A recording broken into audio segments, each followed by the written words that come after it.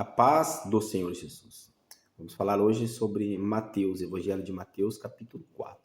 A tentação de Jesus, levado pelo próprio Espírito Santo, ao deserto para ser tentado, após um longo jejum de 40 dias. Jesus foi levado lá após o seu batismo, o batismo de arrependimento que João Batista estava realizando no deserto. Muitas pessoas haviam passado por João Batista. Ele disse que quem precisava ser batizado era ele, mas Jesus disse que precisava se cumprir toda a lei.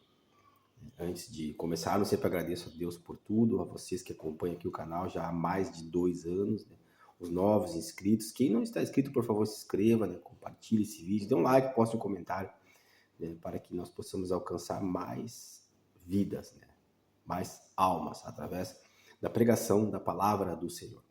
Então, com muita calma, vá até o final do vídeo. Preste atenção. A tentação de Jesus de uma maneira, de uma forma que talvez você ainda não tenha visto. E o Espírito Santo de Deus, eu peço que ajude-nos nesta leitura, nesta revelação, que toque o seu coração, que você possa, assim como eu, pôr em prática a palavra do Senhor.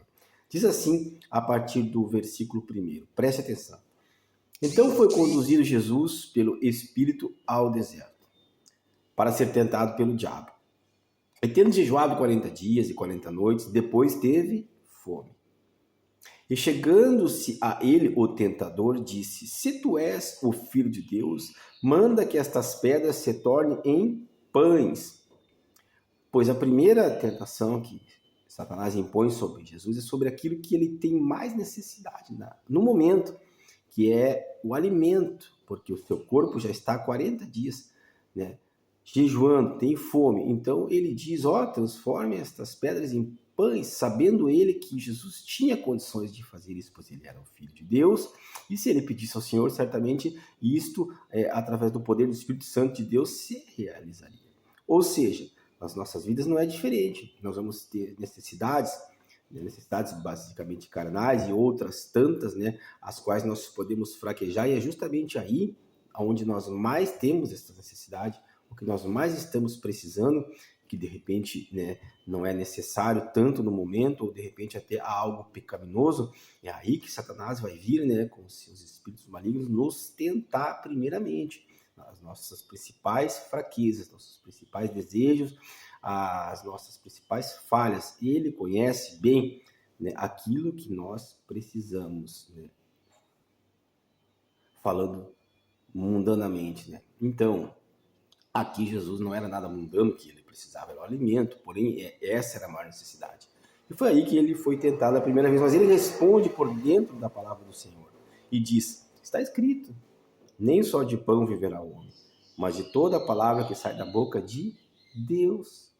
Ou seja, ele tem a resposta por dentro da palavra do Senhor. Hoje está escrito aqui, naquela época não estava escrito, então o relacionamento com o Espírito Santo de Deus era muito profundo, e ele sabia que não era de pão que viveria o homem naquele momento, ele precisava de mais palavra, mais força, mais resistência. Então segue o versículo 5 e diz, então o diabo transportou a cidade santa e colocou-o sobre o pináculo do templo e disse-lhe, se tu és o Filho de Deus, lança-te daqui para baixo, porque está escrito, aos seus anjos dará ordens a teu respeito e tomar-te-ão nas mãos para que nunca tropeces em alguma pedra. Ele disse também, Jesus respondeu também, está escrito, e não tentarás ao Senhor teu Deus. Aqui na segunda tentação, nós podemos perceber que ele nos tenta naquilo, ou tenta Jesus naquilo que nos tenta também, que é no nosso orgulho, na nossa soberba, no nosso ego. Muitas pessoas querem aparecer ou se mostrar aos outros que estão bem e que realmente podem, e querem então afrontar, quem sabe, a Deus indiretamente. E ele diz, não tentarás o Senhor teu Deus. Não precisa você se mostrar a ninguém, não precisa você querer se exibir a ninguém, ou que alguém veja que você está bem, ou que alguém veja que você está prosperando.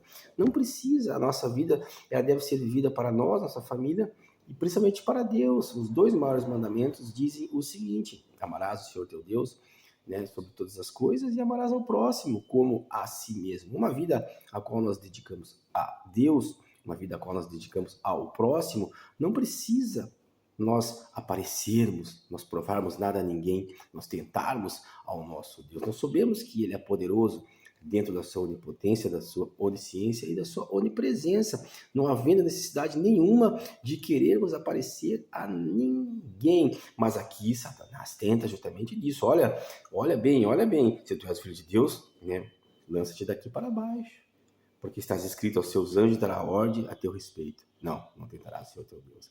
E por fim, novamente, a partir do versículo 8, o transportou o diabo a um monte muito alto e mostrou-lhe todos os reis do mundo e a glória deles.